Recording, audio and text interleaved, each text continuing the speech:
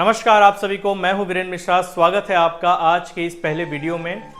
आज तक आपसे जब भी कोई ये सवाल करता होगा कि आखिर भगवान विष्णु ने राम अवतार क्यों लिया, तो आपके मन में एक जवाब जरूर आता होगा कि रावण को मारने के लिए भगवान विष्णु ने राम का अवतार लिया। लेकिन कहीं ना कहीं ये जवाब अधूरा है। राम अवतार के पीछे एक बहुत ही बड़ी कहानी है जिसको मैं आज बहुत ही शॉर्ट में और बहुत ही आसान तरीके से आपको समझाने वाला हूं। जब भी रामायण को या भगवान राम के चरित्र को समझने की बात आती है तो सबसे बेस्ट एग्जाम्पल हम रामचरितमानस से दे सकते हैं। गोस्वामी तुलसीदास जी द्वारा रचित रामचरितमानस अवधी भाषा में है, जो कि बहुत ही आसान होती है लोगों के समझने के लिए। अवधी भाषा के रचित इस ग्रंथ में रामचरितमानस में गोस्वामी तुलसीदास जी ने राम अवतार के कई सारे कारण बताए हैं जिन्हें पढ़ने वाले लोग अपने अपने हिसाब से समझते हैं। गोस्वामी तुलसीदास जी ने रामचरितमानस में और अलग अलग रामायण में भी हमने ये देखा है कि राम अवतार के कई वजह बताए गए, जिनमें से एक होता है मनु और शत्रुपा की तपस्या। मनु वो होते हैं जिनसे इस पूरी धरती की पॉपुलेशन आगे बढ़ती है, जिनके द्वारा इस धरती पे क्रिएशन फिर से शुरू होता है, ह्यूमन सिविलाइजेशन आगे बढ़ती है, जिन्हें हम धरती का पहला इंसान भी कहते हैं। मनु और शत्रुपा ने काफी हजार सालों तक, कई हजार सालों तक भगवान विष्णु की तपस्या की, और जब भगवान विष्णु उनसे प्रसन्न हुए तो उन्होंने कहा कि तुम हमसे वरदान मांगो। मनु ने कहा कि मुझे आप ही बेटे के स्वरूप में चाहिए। तो भगवान विष्णु ने हामी भरी और उन्होंने कहा कि मेरे जितने भी अवतार धरती पर होंगे उनमें मैं आपका बेटा बनकर धरती पर आऊंगा। और इसी वचन को निभाने के लिए भगवान विष्णु ने त्रेता युग में राम अवतार भी लिया। इसके अलावा भी हमें कहानी रामचरितमानस में मिलती है, जिसमें तुलसीदास जी रामचरितमानस में राम अवतार के जो दोहे हैं उसमें लिखते हैं, विप्र धेनु सुर संत हित लीन मनुज अवतार, निज इच्छा निर्मित तन माया गुण गोपार। जिसका मतलब होता है कि विप्र, धेनु और संत। विप्र माने ब्राह्मण ज्ञानी, धेनु मतलब गाय, और संत, संत वो जो समाज को एक सही रास्ते पर लेकर जाते हैं। इन लोगों के हित के लिए भगवान श्री नारायण ने राम अवतार लिया। और राम अवतार भी ऐसे ही नहीं हुआ था। राम अवतार लेने की एक और बड़ी वजह थी भक्तों का राम जी के प्रति प्यार। रावण को अगर आप एक कारण के रूप में देखते भी हैं तो रावण एक बहुत छोटा सा कारण है राम अवतार का।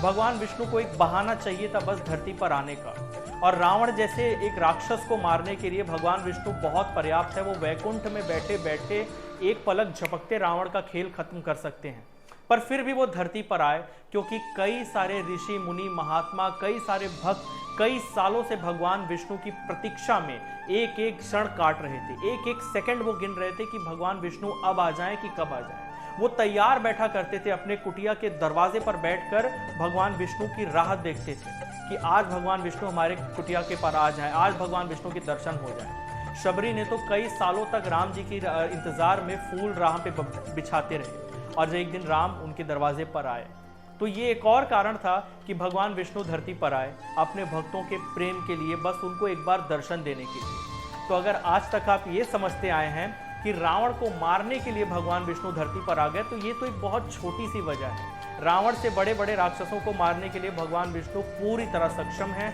और पलक झपकने से पहले वो किसी भी राक्षस का खेल खत्म कर सकते हैं। अब इसके अलावा कई लोग के मन में एक और सवाल होता है कि क्या राम इंसान थे?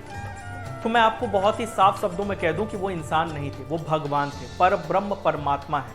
गोस्वामी तुलसीदास जी ने लिखा कि जब भगवान राम कौशल्या माता के सामने प्रकट हुए, उन्होंने बहुत ही साफ शब्दों में कहा है, भय प्रकट कृपाला, जिसका अर्थ होता है कि भगवान विष्णु राम अवतार में प्रकट हो गए। वो हमारी तरह, आपकी तरह अपने माँ के गर्भ में 9 महीने तक रहकर फिर एक लेबर पेन के बाद बाहर नहीं आए थे। वो समय आने पर प्रकट हो जाते हैं और समय आने पर अंतर्ध्यान हो जाते हैं।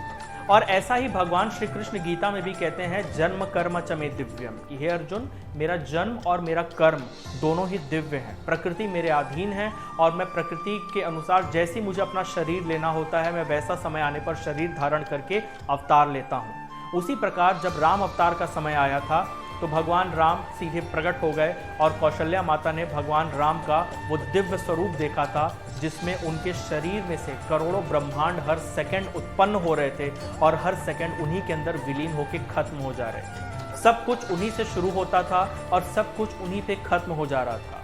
भगवान राम के पांव तले धरती दबी जा रही थी, और भगवान राम जब अपना सर ऊंचा करते थे तो आकाश पर रेखाएं पड़ती जा रही थी। ये भगवान राम का विराट स्वरूप था जो कौशल्या माता ने उनके जन्म के समय देखा था। तो इस बात को भी आप समझ लीजिए कि भगवान राम हमारे और आपकी तरह अपने माँ के गर्भ से जन्म नहीं लेते, वो प्रकट हो जाते हैं और जब समय आता है तो वो अंतर ध्यान हो जाते हैं। लेकिन आम बोलचाल की भाषा में आम जनमानस को समझाने के लिए हम राम जन्म इस शब्द का उपयोग करते हैं। और ये सिर्फ राम जन्म पे लागू नहीं होता। भगवान विष्णु के जितने भी अवतार हैं, वो कृष्ण अवतार हो, मत्स्य हो, वराह हो, नरसिंह हो, वामन हो, परशुराम हो, राम, कृष्ण, बुद्ध, कल की जितने भी अवतार होंगे वो इसी प्रकार से होंगे। ये भगवान विष्णु की महामाया होती है जिसके द्वारा वो इस धरती पर अवतार लेते हैं। उम्मीद है आपको राम जन्म के कारण, राम जन्म का ये असल वजह आज समझ में आ गया होगा। एक बार हम फिर से इसको एक रिवीजन के तौर पे देख लें। भगवान विष्णु के आने की सबसे बड़ी वजह भक्तों का प्रेम। भक्तों ने उनको बहुत प्रेम से बुलाया और भगवान एक बहाना बनाकर धरती पर आ गए। रावण एक वजह जरूर है, लेकिन वो बहुत छोटी सी वजह है राम अवतार के लिए। भगवान विष्णु, मैं फिर एक बार बता दूं, बहुत सक्षम है, किसी भी राक्षस को वैकुंठ में बैठे बैठे वो खत्म कर सकते हैं। और तीसरी वजह, जो मनु और शत्रुपा का तपस्या था उसे सफल बनाने के लिए, जो वचन उन्होंने दिया था उसे सफल बनाने के लिए भगवान धरती पर आए। उम्मीद है आपको ये वीडियो पसंद आया होगा। बने रहिए हमारे साथ, हम ऐसे और कई सारे वीडियोस आपके लिए लेकर आते रहेंगे जिससे आपको बहुत ही अच्छी अच्छी इंफॉर्मेशन मिलती रहेंगी। हम रामायण, भागवत और भगवत गीता से जुड़ी कहानियां आपके लिए लेकर आते रहेंगे जिससे आप अपने रोजमर्रा की जिंदगी में बहुत कुछ सीख पाएंगे। वीडियो को शेयर करना नहीं भूलिएगा। बने रहिए हमारे साथ। जय श्री राम।